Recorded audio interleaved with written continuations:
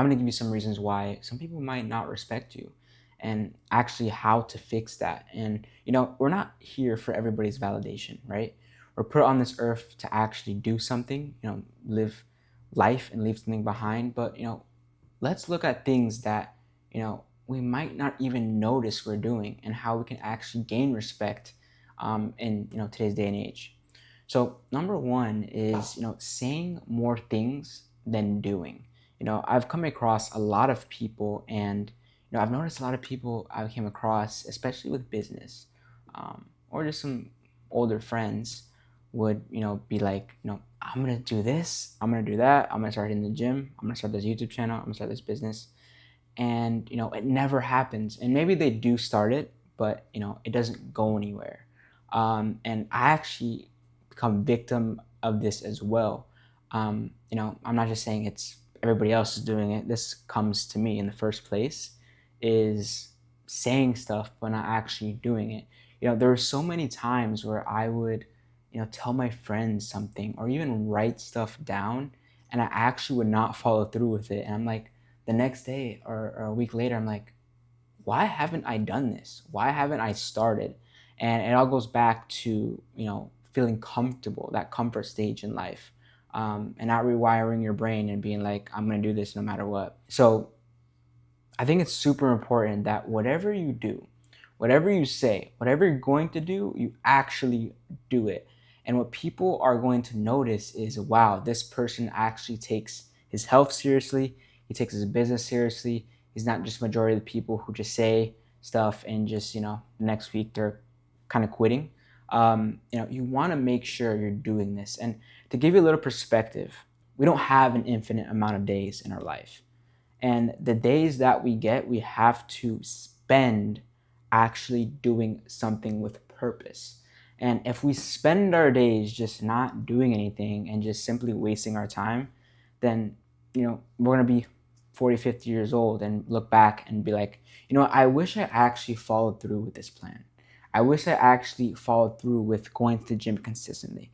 I wish I actually followed through on doing research on my business before just giving up. So make sure you are actually following through whatever it is you're doing. If you tell people stuff, actually follow through. And I think honestly, the best way to actually follow through with anything is don't tell anybody anything, because a lot of times when you do tell people your goals, it's a little bit of a dopamine boost of looking back and being like, I'm gonna do this, this, and that. But in reality, it's best to keep stuff to yourself, because people are kind of waiting on you for that to happen. So once stuff happens, actually tell people. The second reason why nobody respects you is because you want everyone to like you. When you are a people pleaser and you want everybody to just, be buddy buddy with you and actually share the same opinions, it's kind of frustrating, and it really takes a toll on you, because you're going to be soon to realize that nobody actually likes people pleasers.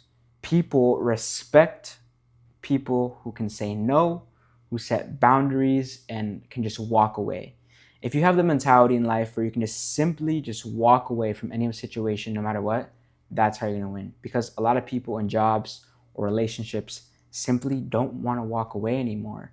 And I feel like it's going to be harder for the new generation to walk away, because a lot of people, once they get an opportunity, they stay there.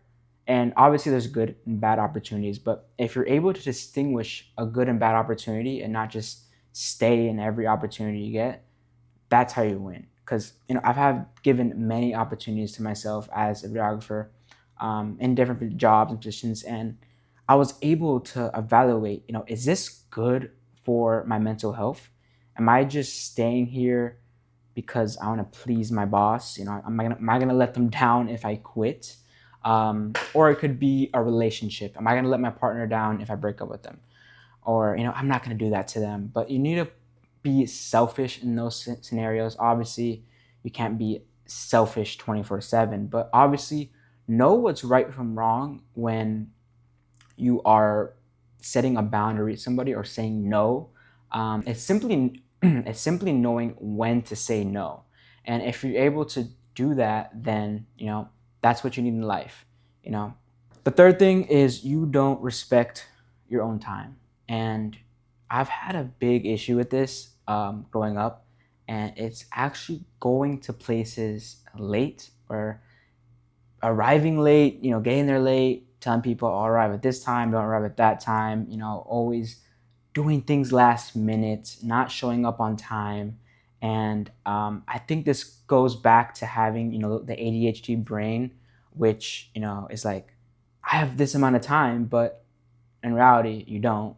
Time perception is a little slow, so you take a little longer, you get there late. It's a whole thing in today's age where we think we have enough time, but we actually don't. So one thing that we can do is whenever you're going somewhere, let's say you have to be somewhere at 9 a.m., set your alarm to 6:30 a.m. If you typically set your alarm to 8 so you can get enough sleep, do it an hour and a half earlier. You can go to the gym and do a lot of things, but if we're able to respect our own time and respect other people's time, people will respect us and our time as well. People will reciprocate energy back. So let's get places early, let's get places on time, and show people that we actually care, because arriving anywhere late is just showing you don't care. And I think there's a saying that if you're on time, you're late, because you should be arriving everywhere early. And people will take you more seriously. If somebody I hired became super early all the time, I would, respect them even more than the person that always comes late and does a better job. At least I can always count on them just in case anything happens, if there's anything last minute. So show people you can get places on time, and they will respect you more. And you'll stand out from the people that are always coming late, and they'll be like, that's my go-to person. The fourth thing is you avoid difficult conversations. And I get it. As us humans, confrontation, having arguments, all that stuff is, for some people, especially if they're raised in a household where it wasn't kind of familiarized to just put your foot down, it could be really hard.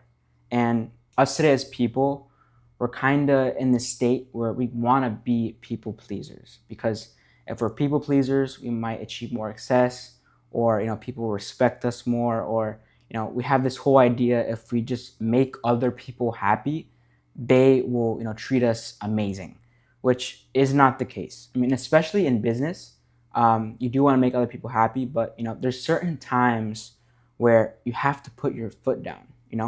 And a lot of times when I have difficult conversations with people, and this is something that traces back to me, is I would avoid having arguments. I would avoid having confrontation.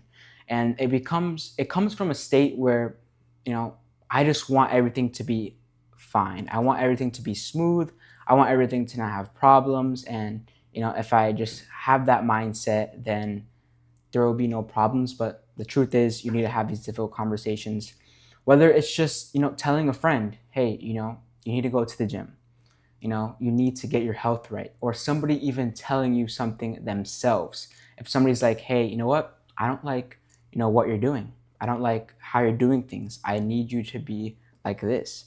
And this goes vice versa. And if you're able to take these comments and actually use them to the best of your ability, instead of using it as a negative criticism, then you'll do good. Because the people that are able to handle criticism, and the people that can give criticism in a positive spirit, actually do well in life, and they're able to actually excel better, because they don't let outside people dictate their emotions.